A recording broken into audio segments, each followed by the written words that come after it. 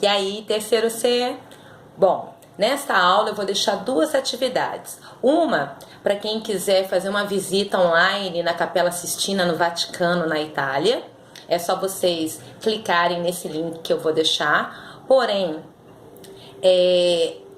essa viagem dura 24 minutos, mas logo nos primeiros minutos nós temos a interrupção de uma propaganda comum no YouTube, então saltem. E também, quando o vídeo dá 5 minutos e 8 segundos, a música ela encerra. Então, eu indico para vocês colocarem uma outra música clássica, uma música que vocês queiram, ou para aqueles que querem apreciar uma obra renascentista como a música renascentista, Giovanni Gabrieli, um compositor do Renascimento. Vocês vão perceber que o Michelangelo, que é o responsável pela pintura da Capela Sistina, ele é um homem já da transição do Renascimento para o Barroco, que é o período que vai se nomear como maneirismo. Tá? Então essas pinturas já têm umas certas distorções no corpo, não é simétrica como o início do Renascimento. Outra coisa que eu fiquei admirada é que tem um momento que as pinturas nessa viagem, que é uma viagem 360 graus, parece que se tornam esculturas, que de todas as linguagens artísticas visuais do Michelangelo, é aquela que ele mais tinha apreço, certo?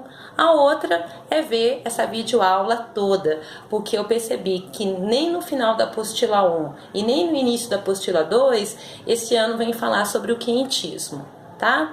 Se tiverem dúvida, por favor, entre em contato comigo pelo WhatsApp.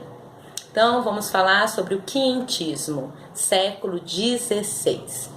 São os primeiros textos escritos no Brasil, mas não podem ser considerados ainda uma escola literária. Corresponde à introdução da cultura europeia em terras brasileiras. É uma literatura que descreve as ambições e as intenções do homem europeu sobre o novo mundo. Panorama mundial, expansionismo marítimo, grandes navegações e Companhia de Jesus, que é a dilatação da fé católica. Nós temos a literatura informativa, voltada para informar sobre as riquezas materiais, o ouro, a prata, o ferro e a madeira encontrados, nesse novo mundo, e também a literatura dos jesuítas, voltada para o trabalho de catequese. Nessas literaturas, nós percebemos a preocupação do homem ibérico, a conquista material e a conquista espiritual. Literatura informativa, também chamada de literatura de viajantes ou dos cronistas. Lembre-se que no século XV, aquilo que não fazia parte do gênero lírico, do gênero épico e do gênero dramático era conhecido como crônicas. Crônica vai falar sobre algo do cotidiano, do dia a dia, certo? Bom, a literatura informativa é um texto descritivo, sem valor literário. No entanto, seu valor histórico deve ser extremamente salientado, pois são documentos que são a única fonte de informação sobre o Brasil no século XVI. Essa literatura informativa vai exaltar a exuberância na natureza brasileira e os costumes exóticos dos indígenas. Lembrem que quem escreve a literatura informativa é um estrangeiro. Então, é o olhar, é a descrição do olhar do estrangeiro sobre costumes que eles desconhecem. Nosso maior representante é Pero Vaz de Caminha, que escreve a Carta de Achamento do Brasil para o El-Rei Dom Manuel. Então essa carta, além do valor histórico, é considerada uma descrição que tem um bom valor literário. Por quê? Porque o Pero Vaz de Caminha, ele vai trabalhar com visualismo. À medida que você vai lendo a descrição da carta, você consegue vislumbrar esse paraíso das terras brasileiras, tá? Além de desfrutar de forma extremamente descritiva os costumes dos indígenas. Literatura dos jesuítas. Consequência, gente, da Contra-Reforma. Então, lá na Europa já está acontecendo aquele mal-estar, né? Reforma contra reforma, né? E aqui estava todo mundo numa boa, tomando banho pelado, né? Mas, enfim.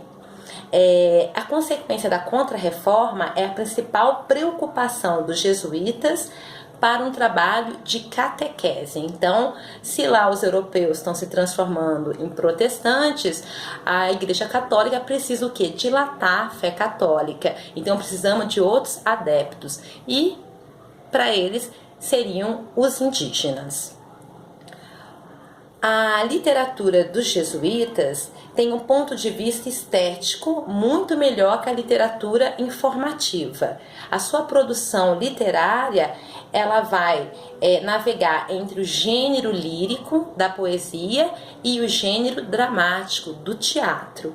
Porém, a poesia é sempre em tom de devoção e o teatro tem um caráter pedagógico, sempre inspirado nas passagens bíblicas, também muito parecido com aquele padrão das peças do Gil Vicente, sempre colocando o bem e o mal, né?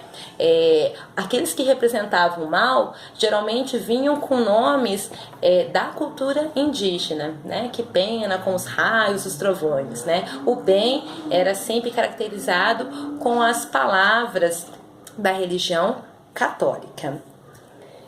Bom, os jesuítas, eles também produziram documentos de cunho informativo, onde eles descreviam aos seus superiores o andamento do trabalho deles aqui na colônia.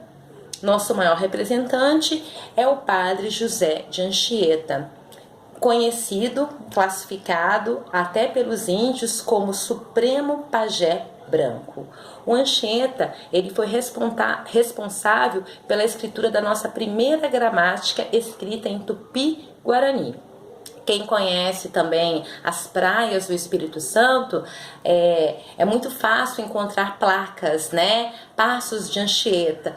Por quê? O padre José de Anchieta, ele vai usar daquelas areias douradas da região do Espírito Santo para servir como se fosse uma lousa para poder aculturar, ensinar de forma pedagógica os indígenas. Certo? É uma aula muito simples, mas quem precisar de qualquer ajuda, por favor, me comuniquem, me procurem. Não fiquem angustiados, tá certo? Um beijo para vocês, até a próxima aula.